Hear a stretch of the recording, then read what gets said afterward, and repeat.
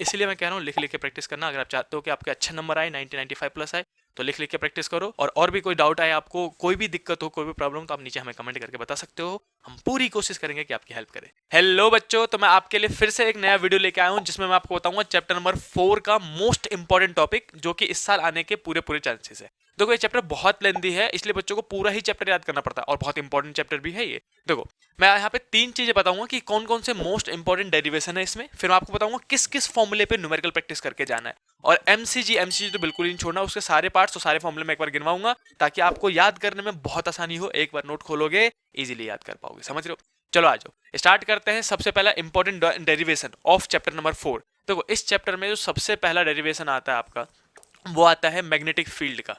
Magnetic field मैं लिख देता हूं जल्दी से यहाँ पे। मैग्नेटिक फील्ड अब किसकी वजह से? Due to straight wire.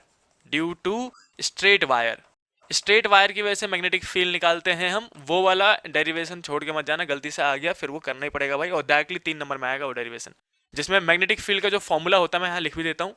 अगर आपको नोट्स देखो तो जल्दी पहचान पाओगे। मिनट अपॉन में 4 पाई, आई अपॉन में आर, साइन फाई 1 प्लस में साइन फाई 2, फाई 1 फाई 2 जिसमें आता था ना, ये वही वाला डेरिवेशन है। समझ रहे हो?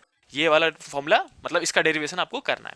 दूसरा है अपने पास इसी में डेरिवेशन, जो कि है magnetic field due to circular coil. मैं यहाँ पे अब मैग्नेटिक फील्ड को मैं बी लिखूंगा, ठीक है? B due to circular coil. Circular coil की वजह से जो मैग्नेटिक फील्ड आता है उसको, उसका डेरिवेशन भी आपको करके जाना है। ये दूसरा टॉपिक है, इसका भी फॉर्मूला लिख देता हूँ ताकि आपको याद रहे। देखो, फाइनल फॉर्मूला जो इसमें निकलता है बच्चों, वो निकलता है म्यूनट आई अपॉन में 2r। ये वाला फॉर्मूला शायद आप लोगों ने कहीं ना कहीं डेरिवेशन किया होगा सर्कुलर लूप की वजह से। और तीसरा इंपॉर्टेंट डेरिवेशन में से एक है, वो है टॉर्क का। देखो, टॉर्क है, दो टॉर्क चैप्टर नंबर 1 में भी है, वो डाइपोल पे टॉर्क है। और ये है अपने पास करंट कैरिंग कॉइल पे टॉर्क। तो इसको कर लेना, जिसमें आप निकालोगे torque, torque on current carrying coil. मैं यहाँ लिख देता हूँ जल्दी से, torque on current carrying coil. देखो, ये सारे डेरिवेशन इंपॉर्टेंट है, इनमें से कुछ भी आया तो आपको आना चाहिए पहले से। और जो चीज़ मुझे पहले से पता है कि इंपॉर्टेंट है, उसको प्रैक्टिस करके जाऊंगा, है ना? बोर्ड में अगर आप चाहते हो कि 95 90 के प्लस स्कोर करो, तो भाई इतना तो प्रैक्टिस करके जाना पड़ेगा आपको, है ना? मैं इसका भी फॉर्मूला बताता हूँ आपको। देखो, इसमें भी जो फॉर्मूला था, टॉर्क इजकल टू निकलता है या तो बीना साइन थीटा, लड़की का नाम याद कर लो, बीना। बीना का नाम जल्दी याद हो जाएगा भाई साहब, बीना साइन थीटा। और या फिर इसी को आप कहते थे एम क्रॉस बी, एन आई ए को हम एन कहते हैं, तो एम क्रॉस बी वाला निकालते थे, या फिर एम बी साइन थीटा वाला निकालते थे। ये पूरा डेरिवेशन आपको आना चाहिए, छोटा डेरिवेशन है ये, बहुत ईजिली याद हो जाएगा आपको। अब इसी में एक और इंपॉर्टेंट डेरिवेशन बता रहा हूँ मैं। 3 डेरिवेशन बता चुका हूँ जो कि इजीली याद हो जाएंगे, आपने पढ़ भी रखा होगा, लेकिन मैं फिर भी यहाँ पे एक लिख देता हूँ एक्स्ट्रा वाला।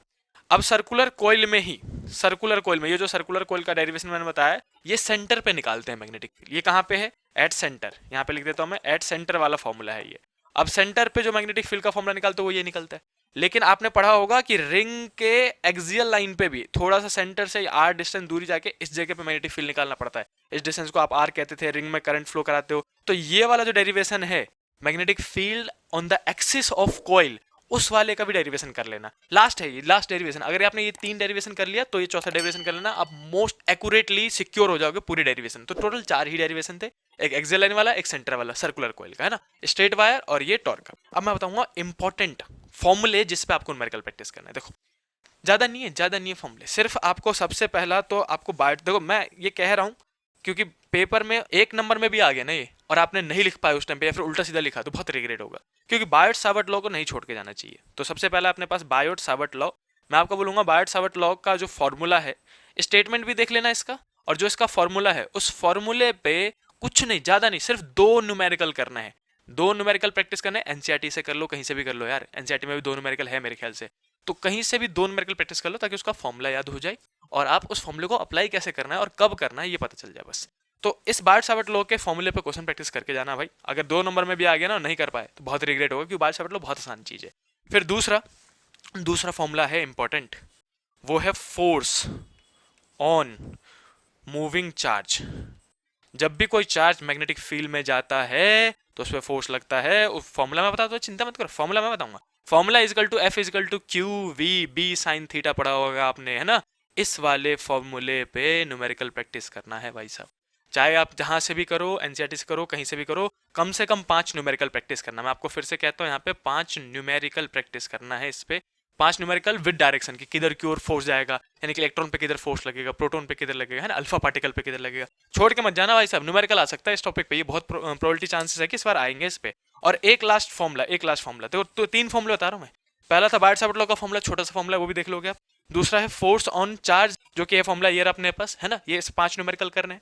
और एक फॉर्मूला और, force on current carrying coil. Current carrying coil पे भी करंट कैरिंग कॉइल नहीं, वायर, करंट कैरिंग वायर, इस वाले पे भी करना है आपको क्वेश्चन, जिसमें फॉर्मूला बता देता हूँ। देखो इसमें फॉर्मूला होता है क्यू बी साइन थीटा, इसमें बिल sine theta. B I L, B मतलब मैग्नेटिक फील्ड, आई मतलब करंट, एल मतलब लेंथ, बिल साइन थीटा। ऑलमोस्ट मिलता जुलता फॉर्मूला है, और फॉर्मूला तो आपको याद भी होंगे, 12th क्लास पार करने के आगे बताओ। लेकिन इन पे न्यूमेरिकल करना है, इस पे भी कम से कम बच्चों 5 न्यूमेरिकल। मैं 5 न्यूमेरिकल इसलिए कह रहा हूं ताकि आपको अंदाजा लग जाए कि कैसे इस फॉर्मूले को अप्लाई करना है और कैसे न्यूमेरिकल सॉल्व करना है। 3 नंबर में न्यूमेरिकल आ सकते हैं इसके, इसलिए ये इंपॉर्टेंट है। आप इन तीनों फॉर्मूलों पे न्यूमेरिकल प्रैक्टिस करोगे बस, मैक्सिमम 4 डेरिवेशन, 3 फॉर्मूले पे न्यूमेरिकल प्रैक्टिस और एक एमसीजी सुन लो, पूरा चैप्टर आपका कंप्लीट हो जाएगा। और फिर आप अच्छे से बोर्ड के क्वेश्चन सॉल्व कर पाओगे और अच्छे नंबर गेन कर पाओगे। देखो एमसीजी का मतलब होता है मूविंग कॉइल गैल्वेनोमीटर, सबको पता होगा, है ना, बताने की जरूरत है ना। लेकिन मैं फिर से कह रहा हूँ कि ये करता क्या है, इसका डेफिनेशन बच्चे भूल जाते हैं। ये 2 काम करता है, करंट को डिटेक्ट करता है और डायरेक्शन भी बताता है। मैं लिख भी देता हूँ, बच्चे बहुत जल्दी भूल जाते हैं भाई साहब, लिखते ही नहीं है पेपर में। और अगर आपको भी लग रहा है कि पेपर में मैंने पढ़ लिया सब कुछ और लिख के प्रैक्टिस नहीं की और एग्जाम में लिख के आ जाऊंगा, तो ऐसा कुछ नहीं होने वाला।